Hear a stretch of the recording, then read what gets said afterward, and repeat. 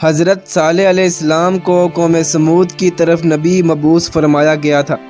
قوم سمود قوم عاد کی نسل میں سے تھی۔ قوم عاد کو اللہ نے عذاب الہی سے ہلاک کر دیا تھا۔ وہ لوگ جنہوں نے حضرت ہود علیہ السلام کی دعوت توحید کو قبول کیا وہ عذاب الہی سے بچ گئے، لہٰذا قوم سمود ان لوگوں سے آگے بڑھی تھی۔ قوم سمود کے لوگ بھی قوم عاد کی طرح پہاڑوں کو تراش کر بڑے بڑے محلات بنانے کا ہنر جانتے تھے، لیکن وہ لوگ بھی قوم عاد کی طرح اللہ کی نافرمانی کرنے لگ گئی۔ لہٰذا حضرت صالح علیہ السلام نے ان لوگوں کو ایک اللہ کی عبادت کی دعوت دی اور ان کو اللہ کے عذاب سے ڈرایا، لیکن انہوں نے حضرت صالح علیہ السلام کی کسی بھی بات پر عمل نہ کیا اور وہ لوگ آپ کے مقابلے پر اتر آئے۔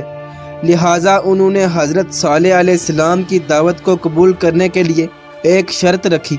شرط یہ تھی کہ تم نے سامنے والی پہاڑی سے ایک اونٹنی نکالنی ہے۔ انہوں نے حضرت صالح علیہ السلام سے کہا کہ اونٹنی ایسی ہونی چاہیے کہ اس جیسی اونٹنی ہم نے پہلے کبھی نہ دیکھی ہو، یعنی اس کا رنگ سرخ ہو، اس کی کھال پر بہت زیادہ اون ہو اور وہ اتنی بڑی ہو کہ ہمارے کنویں کا سارا پانی ایک ہی دن میں پی جائے۔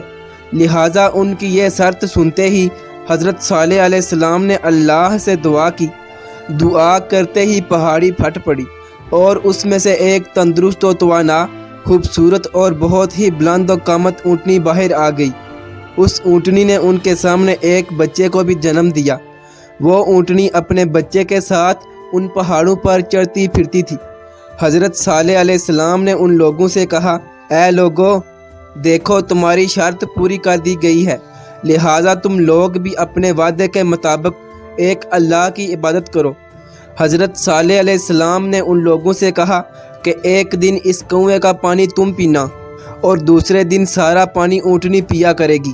آپ علیہ السلام نے ان لوگوں سے فرمایا کہ یہ اللہ کی طرف سے بھیجی گئی اونٹنی ہے، لہٰذا تم لوگ اسے کوئی بھی تکلیف مت پہنچانا۔ اگر تم نے ایسا کیا تو تم لوگ اللہ کے عذاب میں مبتلا ہو جاؤ گے۔ لہٰذا چند دنوں تک تو ان لوگوں نے اس تکلیف کو برداشت کیا۔ جس دن وہ اونٹنی پانی پیتی تھی اس دن وہ پانی نہیں بھرتے تھے۔ آخر انہوں نے اس اونٹنی کو قتل کرنے کا ارادہ کر لیا۔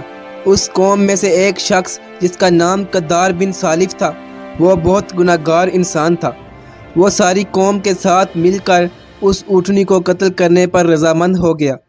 اس نے سب سے پہلے اس اونٹنی کی چاروں ٹانگیں کاٹ دی اور پھر اسے ذبح کر دیا۔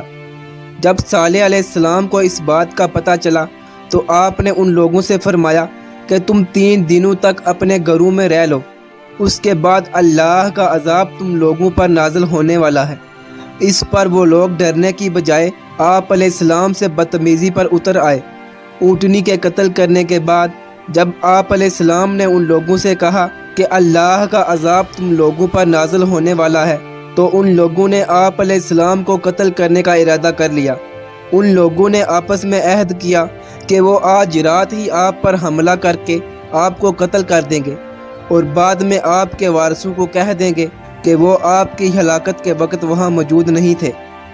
حضرت صالح علیہ السلام کا گھر پہاڑی کی چوٹی پر تھا۔ ان سرکش لوگوں میں سے 9 لوگوں نے آپ علیہ السلام کو قتل کرنے کی نیت کر لی اور پہاڑی پر چڑھنا شروع کر دیا۔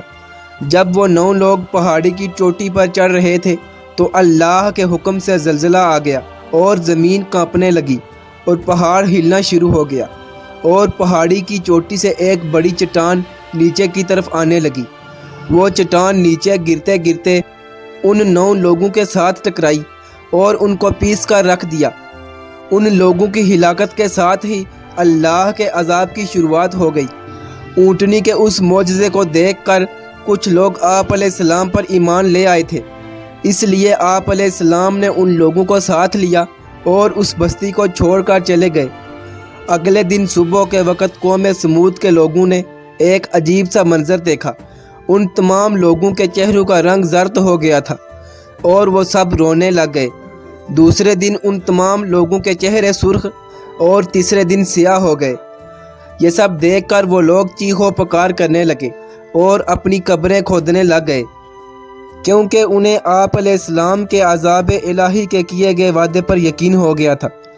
باقی قومیں جیسا کہ حضرت نوح علیہ السلام کی قوم کو اللہ نے طوفان کے ذریعے غرق کیا، قوم عاد کو تیز ہوا کے ذریعے غرق کیا، لیکن قوم سمود کو اللہ نے طرح طرح کے عذاب سے دوچار کر کے غرق کیا، اور یہ اس لیے تھا کہ انہوں نے اپنی مطلوبہ شرط پوری ہونے کے باوجود ایک اللہ پر ایمان لانے سے انکار کیا۔ عذاب الہی کی ابتدا زلزلے سے ہوئی، اس کے بعد آسمان سے ایک کڑکدار آواز آئی اور ان سب کے بیجے پھٹ گئے۔ قوم سمود کے متعلق اللہ نے قرآن مجید میں ارشاد فرمایا، اور قوم سمود کے حال میں نشانی ہے، جب ان سے کہا گیا کہ ایک وقت تک فائدہ اٹھا لو تو انہوں نے اپنے پروردگار کے حکم سے سرکشی کی، سو ان کو کڑک نے آن پکڑا اور وہ دیکھ رہے تھے، پھر نہ وہ اٹھنے کی طاقت رکھتے تھے اور نہ ہی مقابلہ کر سکتے تھے۔ اس قوم کے آثار آج بھی مدینہ منورہ کے شمال مغرب میں موجود ہیں۔ اس کے بعد حضرت صالح علیہ السلام اپنے ساتھیوں کو ساتھ لے کر فلسطین کے قریب رملہ کے علاقے میں آ کر آباد ہو گئے اور باقی زندگی وہیں پر گزار دی اور وہیں پر وفات پائی۔ دوستو، اگر ویڈیو اچھی لگے تو ویڈیو کو لائک کر کے چینل کو ضرور سبسکرائب کر دیجئے گا۔ ملتے ہیں ایک اور اگلی ویڈیو میں، تب تک کے لیے اللہ حافظ۔